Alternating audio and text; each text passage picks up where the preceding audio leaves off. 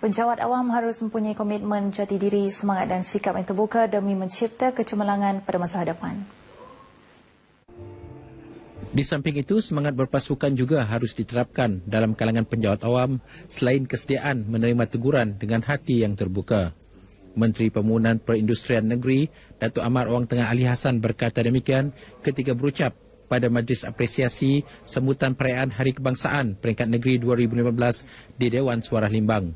Terdahulu, Residen Bahagian Limbang, Datuk Maria Hasman dalam ucapannya turut menzahirkan rasa terima kasih tidak terhingga kepada warga kerja yang telah menjayakan Pesta Limbang, Sukan Maksak Bahagian Limbang dan Hari Kebangsaan Peringkat Negeri 2015. Turut diadakan penyampaian sijil penghargaan kepada agensi-agensi yang terlibat dan yang telah memenangi beberapa pertandingan yang dianjurkan oleh Maksak Sarawak pada tahun ini. Antara penerima, pasukan badminton Maksak Limbang dan pasukan bola sepak Maksak Limbang.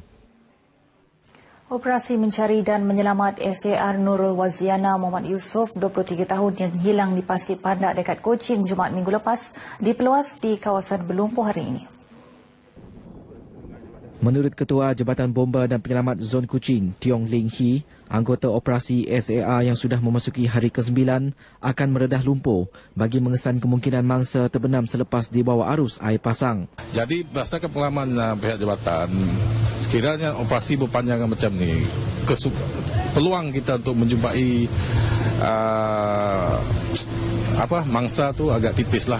Ditemui pemberita di Kuching, Tuan Tiong turut menyatakan akan bertemu anggota dari agensi menyelamat lain di lokasi sama ada meneruskan SAR atau mengurangkan logistik dan anggota berikutan keperluan untuk operasi lain. Pada masa yang sama, beliau juga tidak membuat sebarang spekulasi tentang nasib mangsa yang dikatakan dibaham buaya kerana tiada sebarang bukti menunjukkan nasib mangsa ketika ini.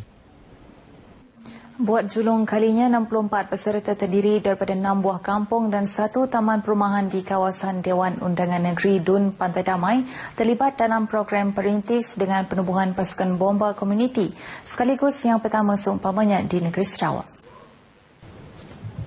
Adun Pantai Damai Dr. Abdul Rahman Junaidi berkata mulai tahun hadapan baki 34 kampung dan taman perumahan di kawasan Dun Beliau bakal menubuhkan pasukan bomba komuniti sendiri.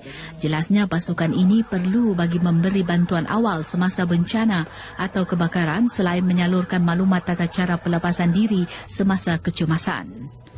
Dr. Abdul Rahman berucap pada majlis pelancaran pasukan bomba komuniti Dun Pantai Damai di Petrajaya Kuching yang bertemakan transformasi minda budaya keselamatan dan pencegahan kebakaran.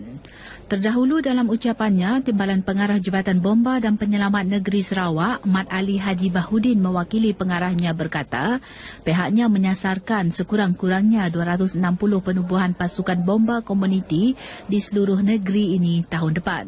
Ini usaha pihaknya bagi mendekati komuniti untuk meningkatkan kesedaran awam berhubung aspek keselamatan kebakaran di premis kediaman. Setakat ini, Dun Pantai Damai merangkumi 41 buah kampung dan taman perumahan.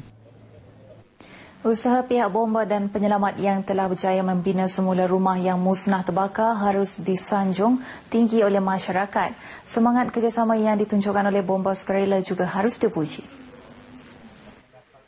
Adun Batu Danau Palus Palu Gumbang turut berharap agar lebih ramai bomba sukarela ditubuh, terutama di rumah panjang di bahagian itu untuk menghadapi sebarang kemungkinan. Saya berharap lebih banyak lagi yang kumpulan sukarela, bomba sukarela ini ditubuhkan di kawasan-kawasan, terutamanya di rumah-rumah panjang di kampung yang di mana accessibility itu adalah sukar.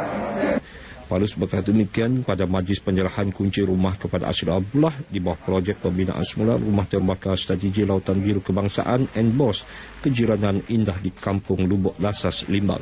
Terdahulu, Pengarah Jabatan Bomba dan Penyelamat Sarawak Nur Hisham Muhammad memuji semangat kesukarelaan di bahagian itu yang masih tinggi. Ini adalah atas kejayaan pihaknya membina rumah tersebut dengan bantuan bomba sukarela dan pangkalan Madang Limbang.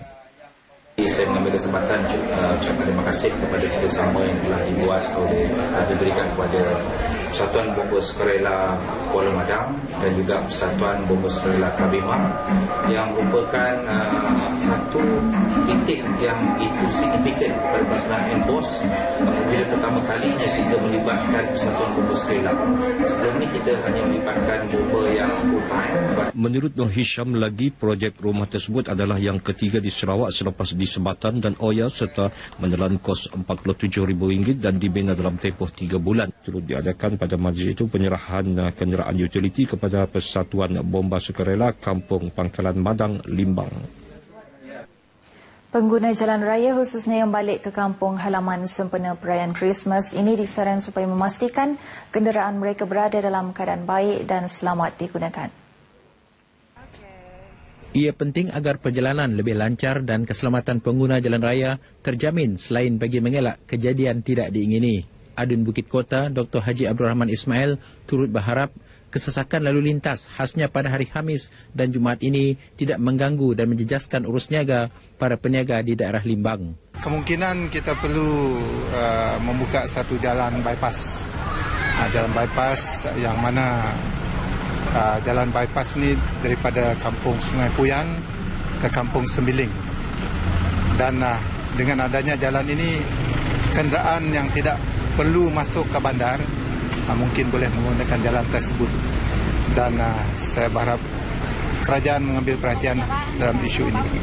Dr. Haji Abdul Rahman ditemui media pada majlis pelancaran kempen keselamatan jalan raya sempena perayaan Christmas 2015 bahagian Limbang di Limbang. Pada majlis itu, topik keselamatan dan risalah turut diagihkan kepada penunggang motosikal dan pemandu kereta. Walaupun tinggal di tengah-tengah bandaraya Kuching, adat resam bekatan tidak pernah dilupakan. Bagi Zulkifli Baba dari Kampung Laruh Kuching, adat resam bekatan cara tradisional seharusnya diketengahkan kepada generasi muda supaya tidak hilang di telan zaman. Dalam satu majlis ringkas di rumahnya, 4 orang kanak-kanak berumur 12 tahun diraikan dalam satu majlis doa selamat selepas dikatankan Rabu lepas. Memang tunjukkan kepada anak saya dan juga generasi yang muda ni, okey, macam mana dilakukan masa dulu-dulu. Pada program asalnya, kanak-kanak ini seharusnya diarap menggunakan beca, memaparkan tradisi asal sehingga ke dalam rumah, namun berikutan hujan, peserta terpaksa berjalan kaki sahaja. Majlis yang sebaringkas ini dihadiri lebih 300 orang sanak saudara dan jiran tetangga. Walau apapun, usaha Zulkifli ini harus dipuji dalam memartabatkan tradisi nenek moyang Melayu Sarawak. Wendy Enes, 29 tahun, dinobatkan sebagai juara pertandingan Miss Sarawak 2015 yang berlangsung malam tadi di Bandaraya Kuching. Wendy yang berasal dari Kuching itu turut menerima gelaran Mrs. Charming. Manakala tempat kedua dimenangi Dewiza Romaino dan ketiga Nurain William Abdullah. Pertandingan ini menyaksikan para peserta memperaga 3 kategori busana iaitu sukan, casual dan evening dress. Hadiah disampaikan oleh Ahli Dewan Undangan Negeri Adun Semariang, Sarifah Hasidah Said Ahmad Ghazali. Terdahulu dalam ucapan perasmiannya, Sarifah Hasidah berkata, pertandingan seumpama itu dilihat mampu menjadi inspirasi kepada wanita yang sudah bersuami supaya menjaga keterampilan diri. Beliau berharap wanita bukan sahaja tetap cantik, malah berketerampilan menarik selain berkeyakinan dan berilmu. Seramai 23 peserta mengambil bahagian pada pertandingan yang memasuki edisi kedua penganjurannya. Setakat ini dahulu sumbangan berita dari Sarawak untuk Lintas Langsung Nasional 5 petang ini.